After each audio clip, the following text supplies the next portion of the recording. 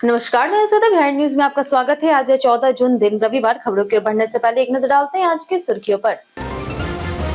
बिहार में अवैध pressure horn और मल्टी ट्यून्ड हॉर्न पर सख्त कार्रवाई। परिवहन विभाग ने राज्यव्यापी अभियान शुरू करने के दिए निर्देश।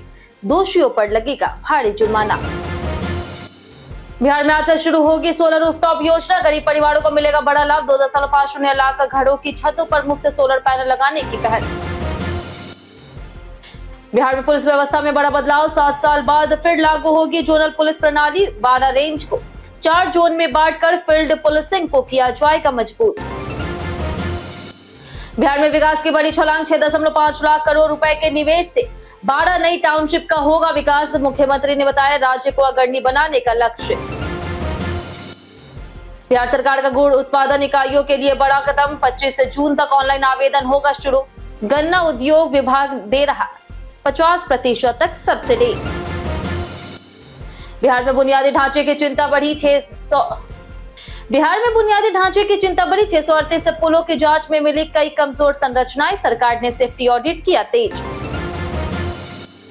धर्मशाला वनडे में रोहित शर्मा ने रचवा इतिहास। 39 साल की उम्र में बने भारत के सबसे उम्रदराज वनडे खिलाड़ी मोहिंदर अमरनाथ का टूटा रिकॉर्ड। चलिए एक नजर डालते हैं आज की 25 बड़ी खबरों की ओर।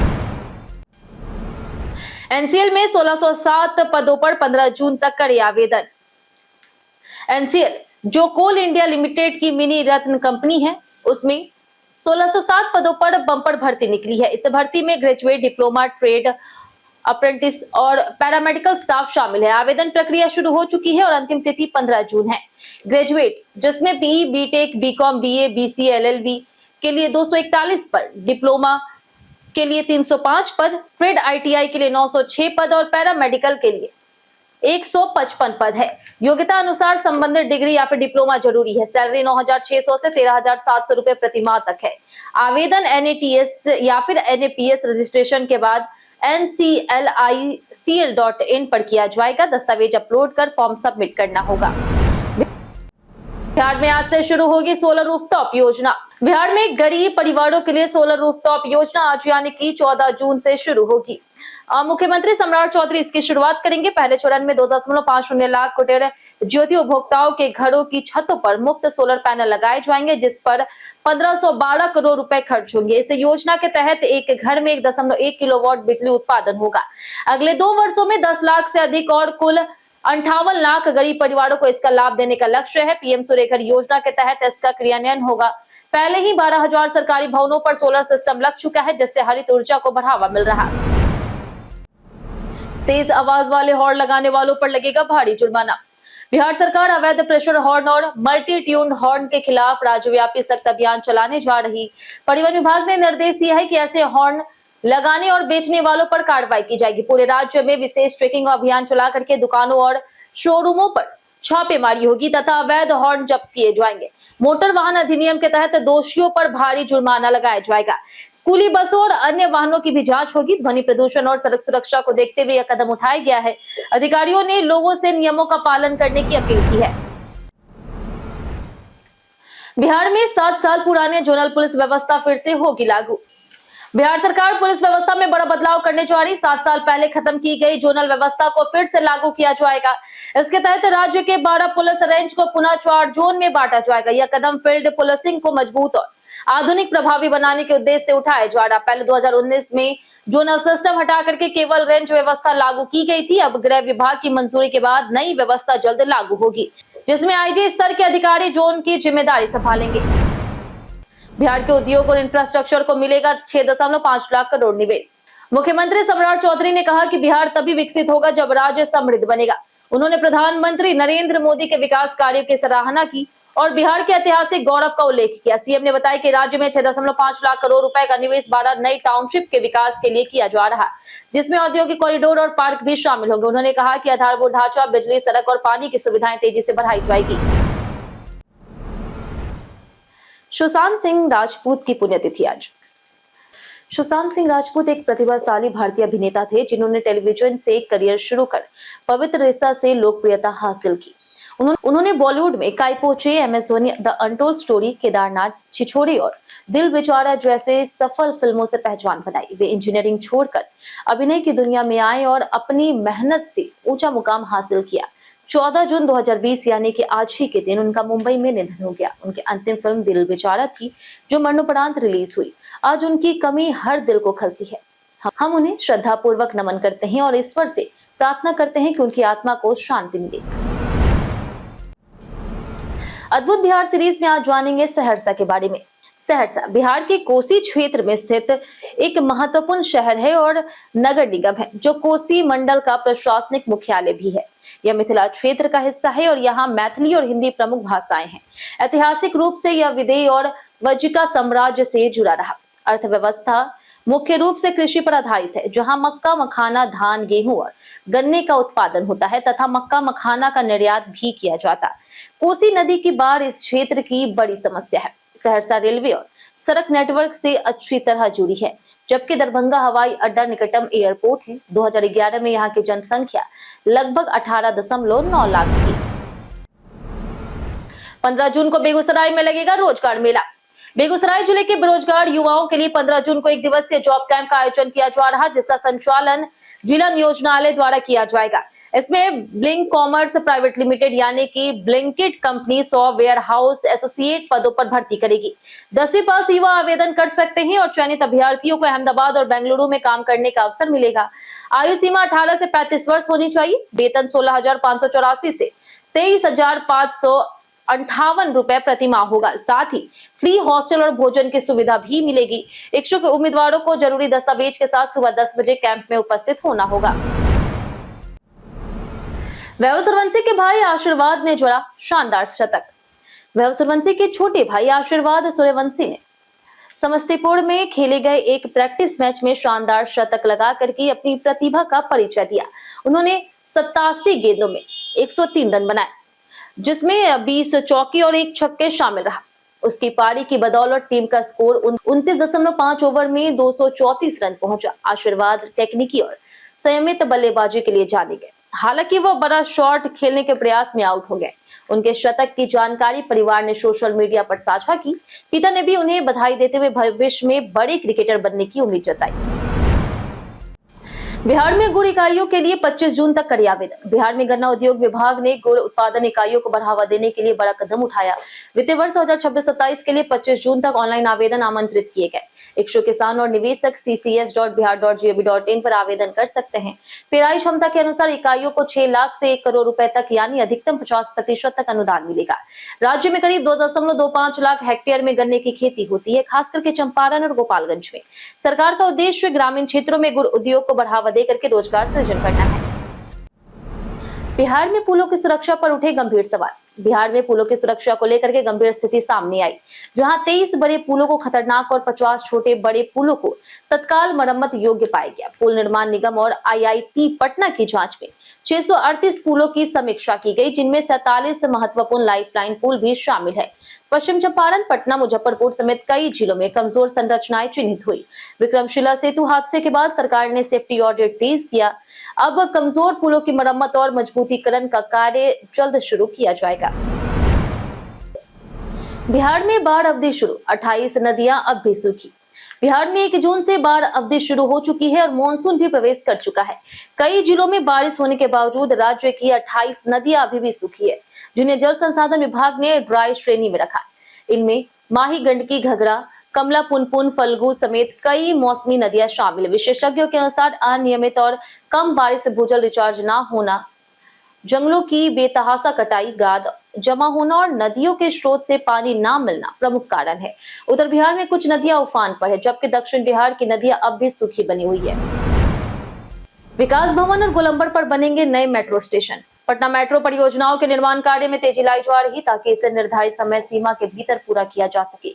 अगले चरण में चिड़ियाघर, विकास भवन और इनकम टैक्स गोलंबर पर मेट्रो स्टेशन बनाए जाएंगे। बेली रोड के बड़े हिस्से में निर्माण कार्य के चलते यातायात प्रभावित हो सकता है, इसलिए प्रशासन रूट डाइवर्जन योजना तैयार कर रहा। ट्रैफिक पुलिस, मेट्रो अधिकारी और अन्य प्रतिनिधियों की बैठक में आम लोगों को कम से कम परेशानी देने पर जोर दिया गया। सुरक्षा व्यवस्था और निगरानी प्रणाली की भी उच्च स्तरीय समीक्षा की गई है, ताकि मेट्रो संचालन सुरक्षित और निर्बाध हो सके। असम विमान हादसे में भोजपुर के अग्निवीर दानिश आलम शहीद।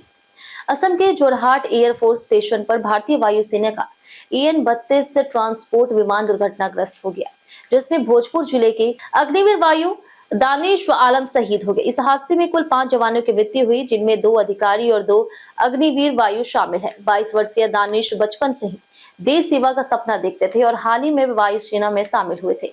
उनकी शहादत की खबर से गांव और परिवार में शोक की लहर है। परिजनों ने बताया कि वे हाल ही में छुट्टी के बाद ड्यूटी पर लौटे थे। पटना से मुजफ्फरपुर तक माफिया नेटवर्क पर EOU का शिकंजा। बिहार में संगठित अपराध और अवैध संपत्ति बनाने वाले माफिया सिंडिकेट के खिलाफ आर्थिक अपराध इकाई और STF ने राज्यव्यापी बड़ा अभियान शुरू कर दिया। पटना, नालंदा और मुजफ्फरपुर सहित कई जिलों में एक साथ छापेमारी की गई। यह कार्रवाई संजय यादव और संतोष डॉन के कथित सिंडिकेट से जुड़े लोगों पर केंद्रित है। खुसरूपुर में 25 ठिकानों पर दबिश देकर के कई संपत्ति और दस्तावेजों की जांच की गई। संतोष डॉन पर जमीन कब्जाने, रंगदारी और अवैध गतिविधियों के गंभीर आरोप है। टीम ने कई संदिग्ध संपत्तियों के कागजात जब्त कर आगे की जांच शुरू कर दी है। जानिए आज कैसा रहेगा बिहार के मौसम का मिजाज। मौसम विभाग के अनुसार अगले 3 से 4 दिनों के दौरान बिहार राज्य के अधिकतम और न्यूनतम तापमान में किसी विशेष परिवर्तन की संभावना नहीं है। अधिकतम तापमान लगभग 36 से 38 डिग्री सेल्सियस और न्यूनतम तापमान 24 से 28 डिग्री सेल्सियस के बीच बना रह सकता है। 14 जून यानी कि आज राज्य के उत्तर पूर्व और दक्षिण पूर्व हिस्सों में 1-2 स्थानों पर मेघ गर्जन, वज्रपात और तेज हवाओं के साथ आंधी तूफान की संभावना है। लोगों को सावधानी बरतने की सलाह दी गई है। खास करके खुले क्षेत्रों और पेड़ों के नीचे जाने की चेतावनी भी दी गई। मौसम सामान्य रूप से गर्म और आंशिक रूप से अस्थिर बना रहेगा। गोपालगंज में 606 लीटर शराब बरामद। गोपालगंज में उत्पाद विभाग ने शराब तस्करों के खिलाफ बड़ी कार्रवाई करते हुए 606 लीटर से अधिक विदेशी शराब बरामद की और 3 तस्करों को गिरफ्तार भी किया। NH-27 पर 2 अलग-अलग वाहनों की जांच के दौरान कारों में बनाए हुए गुप्त तहखाने में शराब मिली। दोनों कारों को जब्त कर लिया गया है और बताया जा रहा है कि तस्कर यूपी से बिहार में शराब की खेप पहुंचाने की कोशिश कर रहे थे। विभाग अब इस पूरे नेटवर्क की बैकवर्ड और फॉरवर्ड लिंक की जांच कर रही ताकि बड़े गिरोह का पर्दाफाश किया जा सके। पटना ग्रैंड मैंगो फेस्टिवल का आज आखिरी दिन। पटना के आशियाना दीघा रोड स्थित बधाई बैंक्वेट हॉल में बिहार नर्सरी मैन एसोसिएशन द्वारा 2 दिवसीय ग्रैंड मैंगो फेस्टिवल का आज आखिरी दिन है। महोत्सव में भारत और विदेश की 100 से अधिक प्रीमियम आम किस्मों की प्रदर्शनी लगाई गई, जिसमें जापान का मियाजाकी आम आकर्षण का केंद्र रहा, जिसकी कीमत अंतरराष्ट्रीय बाजार में लाखों रुपए प्रति किलो तक रही और यहाँ लगभग 3000 रुपए प्रति किलो में उपलब्ध है। आयोजन में किसानों, नर्सरी संचालकों और विशेषज्ञों की भागीदारी से आम की खेती और जैविक कृषि को बढ़ावा दिया जा रहा है। बिहारी बर्थडे स्पेशल में आज बात होगी शेखर सुमन की। शेखर सुमन एक भारतीय अभिनेता, टीवी होस्ट, गायक और राजनेता हैं जो बिहार की अम्बस्ट कायस्थ परिवार से हैं। उन्होंने 1984 में फिल्म उत्सव से अभिनय की शुरुआत की और त्रिदेव, रणभूमि, पति परमेश्वर जैसे फिल्मों में काम किया। टीवी पर वे देख भाई देख, the great Indian comedy show और कॉमेडी सर्कस जैसे लोकप्रिय कार्यक्रमों के होस्ट और जज रहे। उन्होंने राजनीति में भी हाथ आजमाया और 2009 में कांग्रेस से लोकसभा चुनाव लड़ा तथा 2024 में कुछ समय के लिए भाजपा से जुड़े। उनके बड़े बेटे की बचपन में मृत्यु हो गई थी, जबकि छोटा बेटा अध्ययन सुमन अभिनेता है। वेतन और प्रमोशन को लेकर के आरजेडी ने उठाया बड़ा सवाल। बिहार के नियोजित शिक्षकों के बकाया वेतन और प्रोन्नति को लेकर के राजनीतिक विवाद तेज हो गया। आरजेडी ने राज्यपाल को पत्र लिख करके हस्तक्षेप की मांग की है। पत्र में आरोप है कि शिक्षकों को पिछले 4 महीनों से वेतन नहीं मिला, जिससे उनके परिवार आर्थिक संकट में है। साथ ही नियमावली के बावजूद कालबद्ध प्रोन्नति, स्नातक ग्रेड और पद पर पदोन्नति लंबित है। आरजेडी ने 12 वर्ष, 8 वर्ष और 5 वर्ष सेवा शर्तों के अनुसार प्रमोशन लागू करने की मांग की। साथ ही EPF कटौती वास्तविक वेतन के आधार पर सुनिश्चित करने की अपील की गई। दीपक प्रकाश के मंत्री पद पर सीएम ने दिया बड़ा बयान। मुख्यमंत्री सम्राट चौधरी ने स्पष्ट किया है कि उपेंद्र कुशवाहा के बेटे दीपक प्रकाश अभी भी मंत्री हैं और आगे भी बने रहेंगे। उन्होंने कहा कि बिना किसी सदन का सदस्य रहते हुए कोई व्यक्ति 5 महीने 29 दिन तक मंत्री पद पर रह सकता है। सीएम ने अपने अनुभव का हवाला देते हुए कहा कि वह खुद भी बिना सदन के मंत्री रह चुके हैं। उनके इस बयान से दीपक प्रकाश के मंत्री पद पर चल रही संशय फिलहाल खत्म हो गया। हालांकि आगे उन्हें सदन में भेजने को लेकर के अभी कोई स्पष्ट योजना सामने नहीं आई है। धर्मशाला वनडे में रोहित शर्मा ने रचा ऐतिहासिक रिकॉर्ड। धर्मशाला के HPCA स्टेडियम में भारत और अफगानिस्तान के बीच पहले वनडे मैच में बारिश के कारण देरी हुई, लेकिन टॉस के बाद मैच शुरू हुआ। भारत ने टॉस जीत करके गेंदबाजी चुनी और 2 खिलाड़ियों ने डेब्यू किया। इस मैच में रोहित शर्मा ने इतिहास रचते हुए भारत के लिए वनडे खेलने वाले सबसे उम्रदराज खिलाड़ी बन गए। उन्होंने 39 साल 44 दिन की उम्र में मोहिंदर अमरनाथ का रिकॉर्ड तोड़ दिया, जिन्होंने 39 साल 36 दिन की उम्र में यह उपलब्धि हासिल की थी। उन्होंने 39 साल 44 दिन की उम्र में मोहिंदर अमरनाथ का रिकॉर्ड तोड़ दिया। कई कारणों से दर्ज भारत के इतिहास में आज की तारीख। 1595 में सिखों के छठे गुरु हरगोविंद सिंह का जन्म हुआ। 1905 में प्रसिद्ध भारतीय शास्त्रीय संगीतकार हीराबाई बरोदकर का जन्म हुआ। 1920 में कांग्रेस नेता और बिहार के पूर्व मुख्यमंत्री केदार पांडे का जन्म हुआ। 1955 में हिंदी अभिनेत्री किरण खेर का जन्म हुआ। 1961 में महान भारतीय भौतिक वैज्ञानिक कार्य मणिवक्कम श्रीनिवास कृष्णन का निधन हुआ। 1996 में भारतीय महिला मुक्केबाज निखत जरीन का जन्म हुआ। 2020 में लोकप्रिय अभिनेता सुशांत सिंह राजपूत का निधन हुआ। इसके अलावा आज के दिन विश्व रक्तदाता दिवस भी मनाया जाता है। स्थानीय लोगों को टोल फ्री सुविधा पर NHAI का बड़ा बयान। NHAI ने टोल प्लाजा को लेकर के फैले इस मिथ का खंडन किया है और आसपास रहने वाले लोग सिर्फ ID दिखा करके मुफ्त यात्रा कर सकते हैं। प्राधिकरण के अनुसार ऐसी कोई सामान्य छूट नहीं है। केवल पात्र स्थानीय निवासियों को शर्तों के तहत मासिक पास मिलता है, जो आमतौर पर टोल प्लाजा के 20 किलोमीटर दायरे में रहने वालों के लिए होता है। नियम हर टोल पर अलग हो सकते हैं। NHAI ने यह भी बताया कि हाईवे पर स्वच्छता के लिए क्लीन टॉयलेट पिक्चर चैलेंज शुरू किया गया है, जिसमें शिकायत पर 1000 फास्टैग रिचार्ज दिया जाएगा। डिजिलॉकर से अब सीधे डाउनलोड होगा बिजली बिल। इलेक्ट्रॉनिक और IT मंत्रालय ने डिजिटल इंडिया को बढ़ावा देते हुए 68 बिजली वितरण कंपनियों को डिजिलॉकर से जोड़ दिया है। अब उपभोक्ता अपने बिजली बिल सीधे डिजिलॉकर ऐप पर देख सकते हैं, डाउनलोड कर सकते हैं और शेयर भी कर सकते हैं। इसमें यूपी, दिल्ली और नोएडा की प्रमुख बिजली कंपनियां शामिल है। यह बिल पूरी तरह से प्रामाणिक और कानूनी रूप से मान्य होगा, जिससे इसे एड्रेस प्रूफ के रूप में भी उपयोग किया जा सकेगा। उपभोक्ता केवल अकाउंट नंबर से लॉगिन कर बिल एक्सेस कर सकते हैं। इसके दस्तावेज संभालना आसान होगा और सेवाओं में पारदर्शिता और सुविधा बढ़ेगी। हम प्रतिदिन 7 सवाल लेकर के आते हैं जो BPSC, बिहार पुलिस दरोगा समेत SSC जैसे परीक्षाओं में काम आएंगे। सवाल इतिहास, बिहार स्पेशल, विज्ञान, करंट अफेयर्स और भूगोल से रहेंगे। पूछे गए 7 सवाल में आपने कितना सही जवाब दिया हमें कमेंट करके जरूर बताएं। तो हमारा पहला सवाल है, इनमें से कौन सा विश्व का पहला गणतंत्र था? ऑप्शन ए है अजमेर, ऑप्शन बी है वैशाली, ऑप्शन सी है पटना, ऑप्शन डी है लखनऊ। इसका सही जवाब है ऑप्शन बी वैशाली।